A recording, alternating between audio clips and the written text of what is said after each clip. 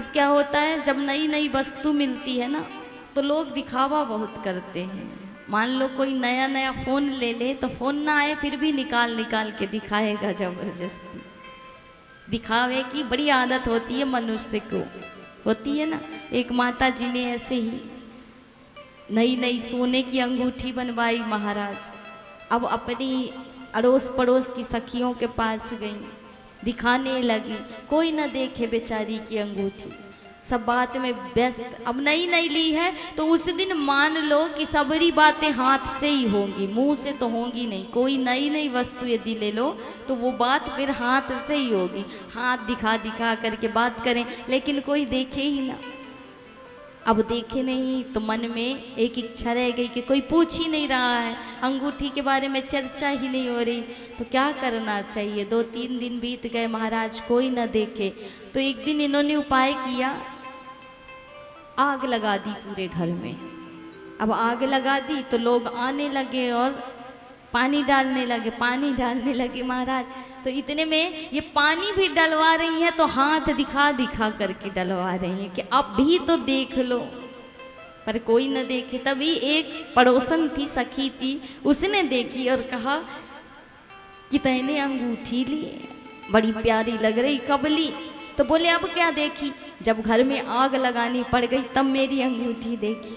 तो महाराज दिखावे के चक्कर में लोग इतने बर्बाद हो जाते हैं कि पता ही नहीं चलता कितनों का कर्जा अपने ऊपर धारण कर लेते हैं और जीवन को अपने बोझ में दबा देते हैं और ऐसे ही मृत्यु को प्राप्त हो जाते हैं।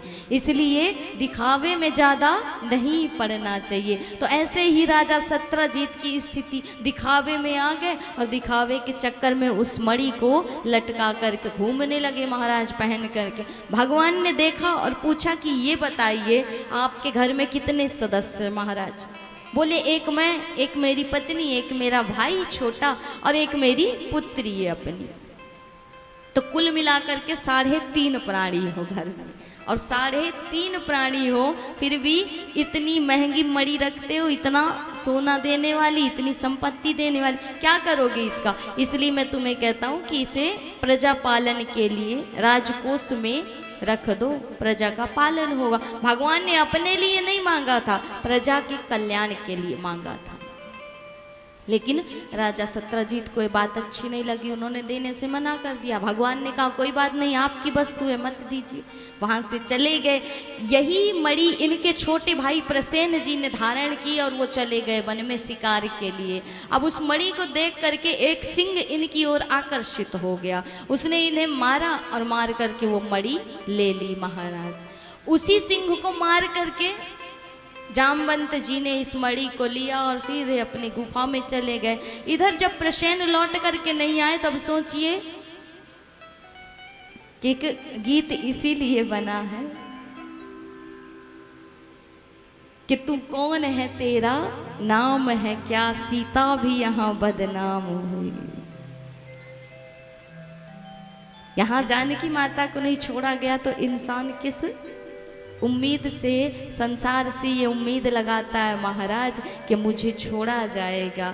इसलिए कहा कि तू कौन है, तेरा नाम है क्या, सीता भी यहाँ बदनाम हुई। कुछ तो लोग कहेंगे, लोगों का काम है कहना। इसलिए इनकी बातों में ध्यान मत दो, ये कहते रहेंगे। भगवान पर भी कलंक लग गया है, गोविंद पर भी कलंक लग गया। प्रसेन लौट करके नहीं आए तो राजा सत्यजीत के मन में विचार आया कि मेरा भाई मारा गया, मणि भी चली गई, किसने ये कार्य किया? हो न हो द्वारिकाधीश ने मुझे देख करके उपहास किया था और मुझसे इस मणि को मांगा था। तो मुझे तो पूरा विश्वास है कि द्वारिकाधीश ने ही ये काम किया। भगवान ने सोचा कि अच्छा फंसे महाराज हंस करके, अच्छे फंस गए हम तो हंस करके, पूछ करके। भगवान ने 2-4 लोगों को साथ में लिया और निकल पड़े मणि की खोज में। वन में गए, देखा प्रसेन जी मरे हुए पड़े हैं, उन्हीं के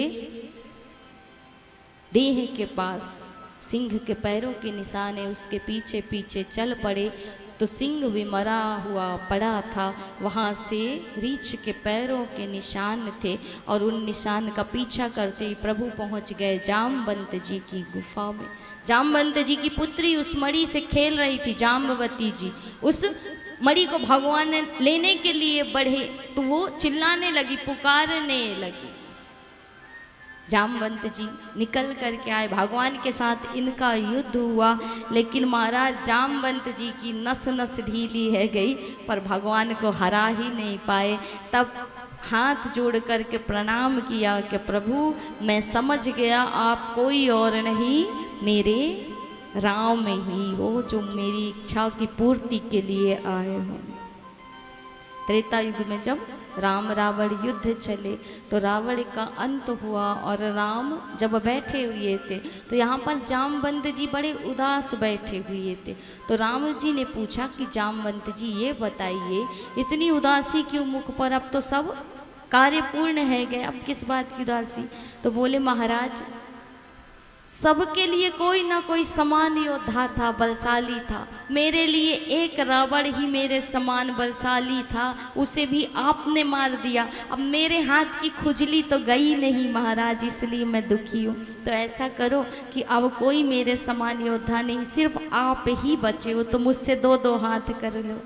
भगवान ने कहा कि जामवंत कैसी बात करते हो, भक्त से भगवान कभी लड़ेंगे, इसलिए माफ़ करो।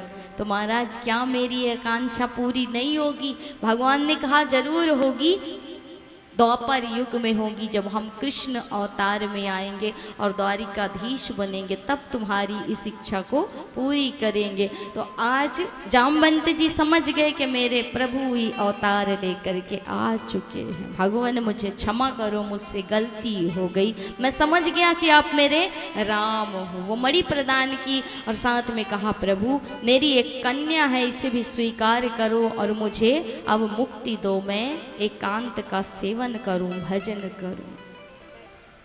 इस प्रकार भगवान का दूसरा विवाह हुआ जाम्बवती जी से।